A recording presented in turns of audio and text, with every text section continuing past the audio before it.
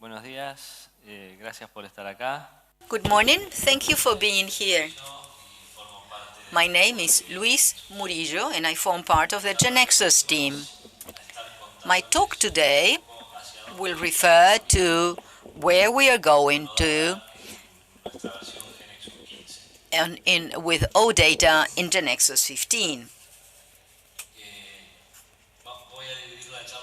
I'm going to divide my talk in three parts. First of all, I'm going to tell you what the OData protocol is. In the second place, I'm going to tell you what we are introducing from this protocol in our GeneXus 15 version. And then I'm going to tell you why we wanted to take this road to support OData in GeneXus, what motivated us. Bueno, como les decía, primero que nada, As I said, what's the OData protocol? Well, it was defined by Microsoft in 2007 until its version 3, when the protocol was released as a Microsoft Open Specification Process. It's a promise that Microsoft made that in some technologies they were going to release them to the market without making use of any legal claim on their patents. They're going to make them public. So version 4 of this protocol was taken up by OASIS. OASIS is a consortium that promotes the protocol favoring web servers, etc. And so on that basis, this protocol was standardized and it was made public. It's a protocol that OData, it's a protocol that allows you to publish and consume APIs REST. You can publish and consume resources, defining the data model by simple messages of HTTP. It's based on web technologies. It's based on JSON, XML, and you can publish AtonPub, and you can publish services recognized by their URL. You can define the data model, you can consume it, create the entities, simply using HTTP messages.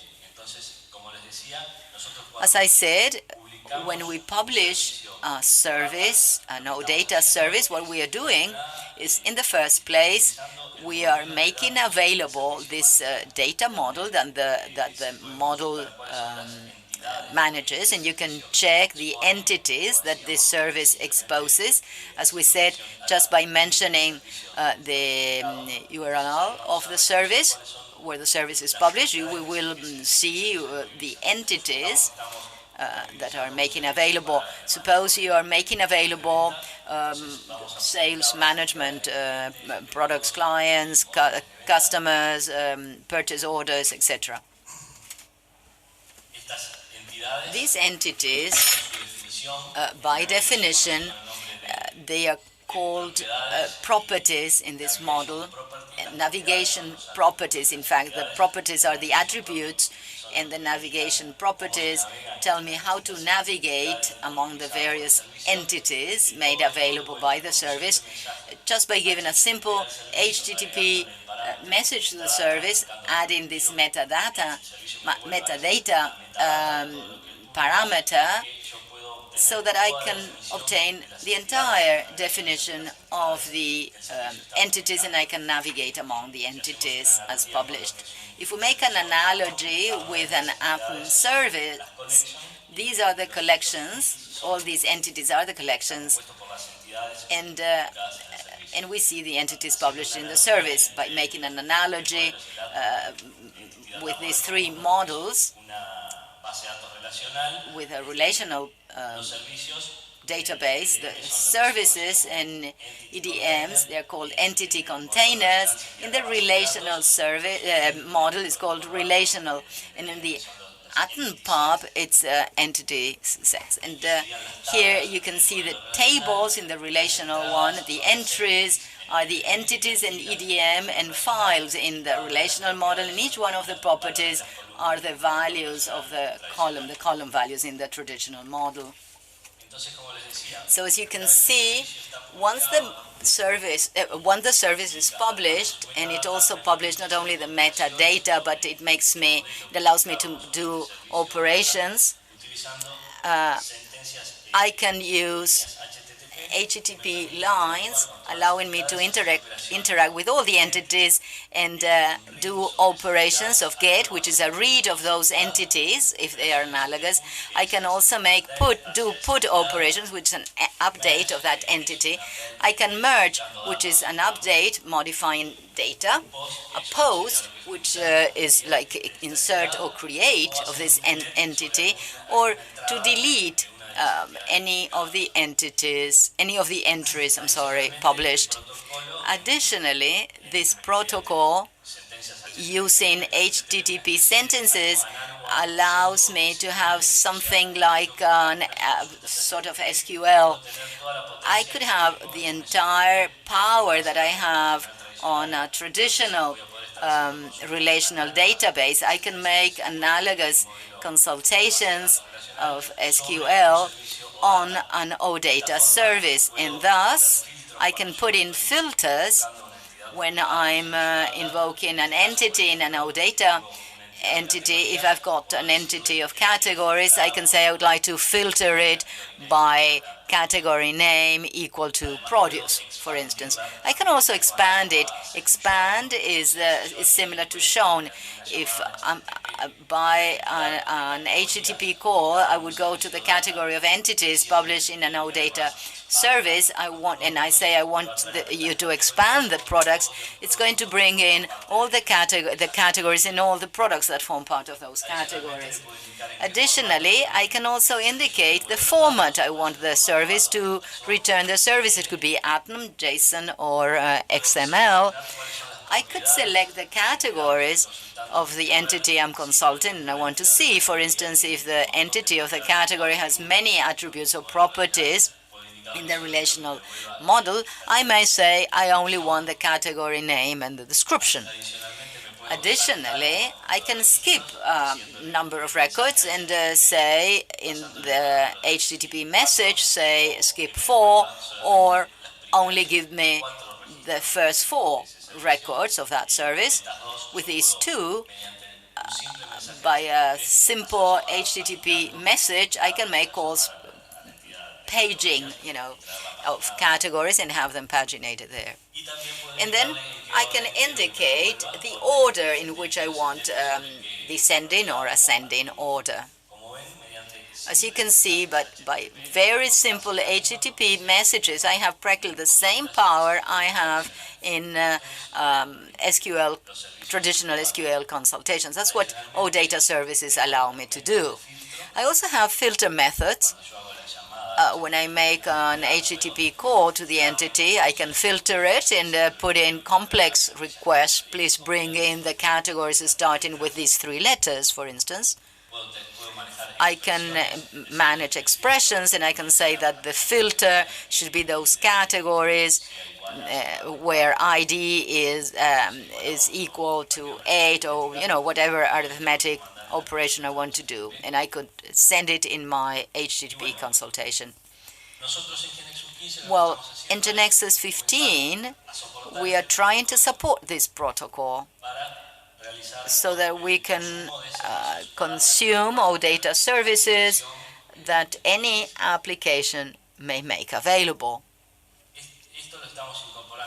We are introducing this to GeneXus 15. It's not released in the version that is being released in this event. We've already got it in our TRAN or our lab version we are working on daily.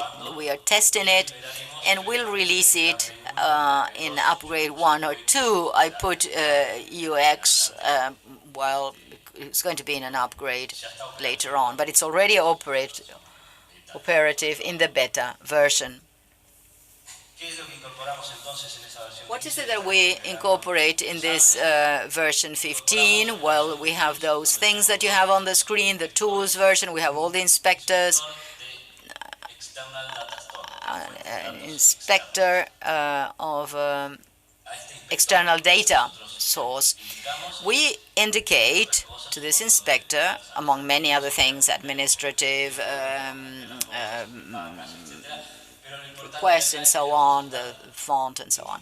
But we are going to indicate the name, the URI of the service we are going to be consulted. What is the URI of the data that we're going to consult with this inspector? And additionally, we could give the user and password to be able to connect to that service provider. Now, once that inspector consults the service, what GeneXus is doing behind is making a call to HTTP to that URI, sending those metadata that we've seen earlier, and in that way we'll obtain all the definition of the metadata of that service, and GeneXus will be able to recognize the entities that the service publishes, how you can navigate among them, and so on. So when I say please inspect, GeneXus is going to detect that these are the entities published in that service. This is a service, as I said earlier, that allows us to work with sales requests.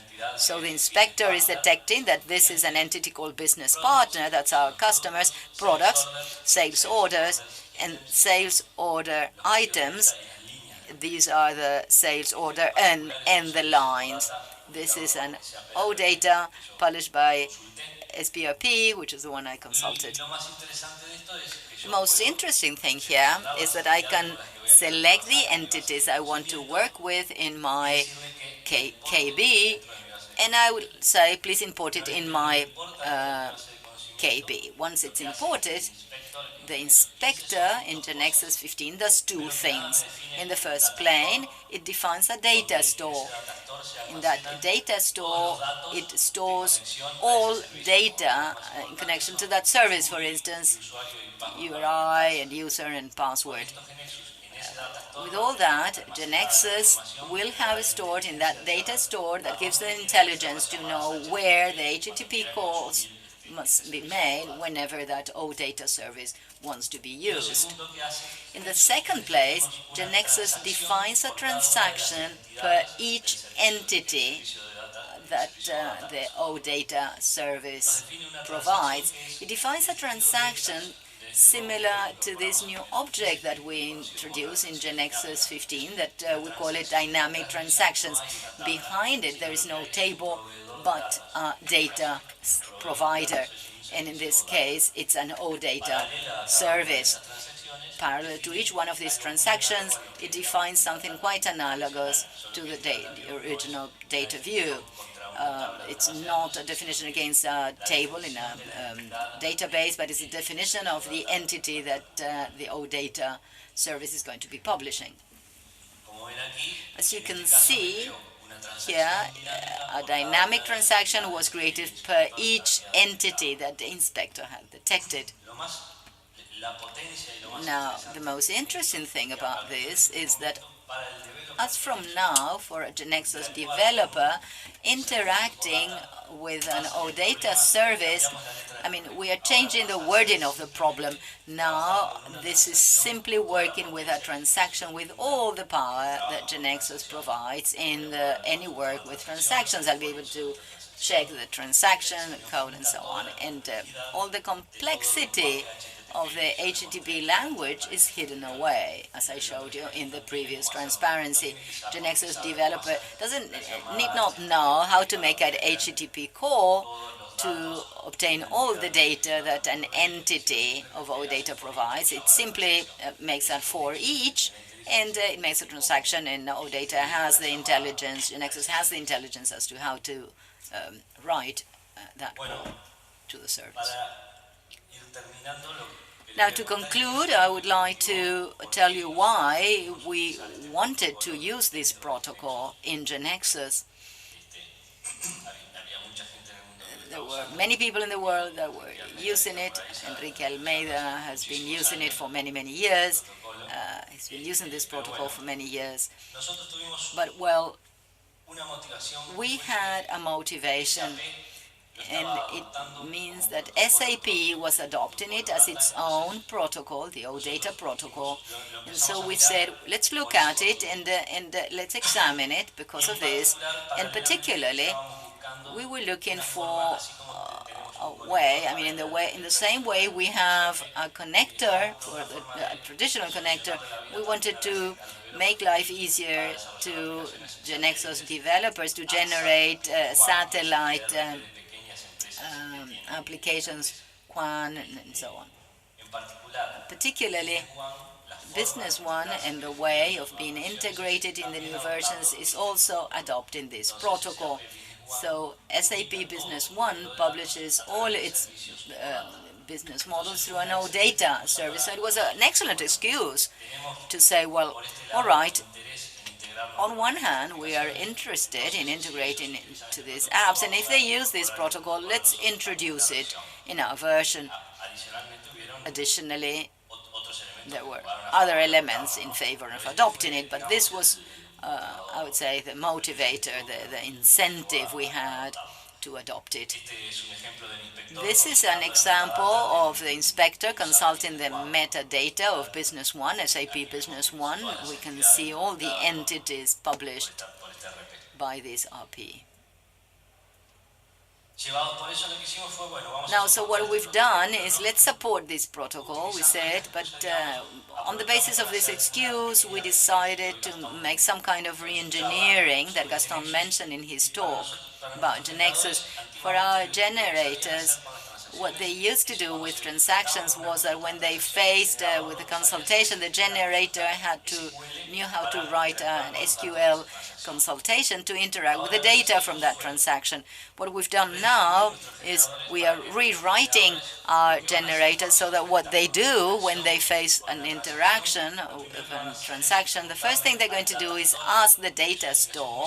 It's a very simplified thing, but they would ask the data store associated to it, what's the consultation language it has to use. If it's SQL, it would generate it in SQL. Now, if the data store associated to a transaction is an OData service, then instead of making an SQL, it would make an HTTP call, and the generators will have the intelligence to know how to make that call. As an added value to this implementation, apart from allowing our generators to know how to consult SQL database or OData database, we can define data stores with different data providers, whoever they are and in whatever language this provider uses to interact with its data. Our generators are going to be able to generate calls very quickly with interact with any data provided, SQL, OData, persistence, or whatever. This is the end of my presentation. If you have any questions, I'm at your disposal. There you have my contact data, and I'm at your disposal for any questions that you may have. Thank you.